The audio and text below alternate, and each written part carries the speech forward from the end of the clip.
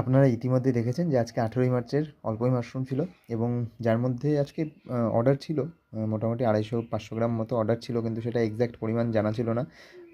তো যেই দিদি অর্ডার করেছিলেন উনি 500 গ্রাম মাশরুমই নিয়েছেন, আর বাদবাকি একটা 250 গ্রামের প্যাকেট ছিল আর একটা ছোট্ট 150 গ্রামের প্যাকেট ছিল। তো যেহেতু অল্পই মাশরুম ছিল, যার জন্য আজকে আর ঘুরতে ইচ্ছে করছিল না। কারণ দেখুন, ওই একটা প্যাকেটের জন্য যদি আমি ঘুরতে যাই আমার গাড়ির তেল পুড়বে। যেই কারণে হয়তো আমার শুধু পরিশ্রমটা হবে এবং খরচটা বাড়বে। সেই কারণে আর সেরকম ঘুরতে ইচ্ছে করছিল না। তো সেই কারণে কিছু আমার শহরেই কিছু মানুষ আমার কাছ থেকে মাশরুম নেন। তাদের মধ্যে একজনকে আজকে ফোন করলাম। অনেকদিন তিনি মাশরুম নেননি এবং আমিও সেদিকে যেতে পারিনি। তো সেই এক দাদাকে ফোন করলাম এবং উনি প্রথমে বলছিলেন নেবেন না, তারপরে উনি নিয়ে নিলেন। আর বাদবাকি যে 150 গ্রামের প্যাকেট ছিল ওটা আমার এক বান্ধবী পূজা, ও আমাকে বেশ কয়েকদিন ধরেই বলেছিল, কিন্তু ওকেও আমি দিতে পারছিলাম না মাশরুম।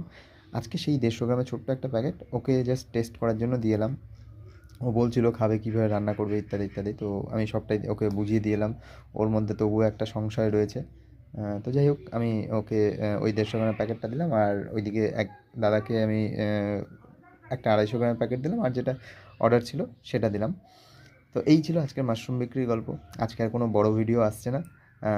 আপনাদের কারোর যদি মাশরুমের প্রয়োজন হয় অতি অবশ্যই যোগাযোগ করবেন।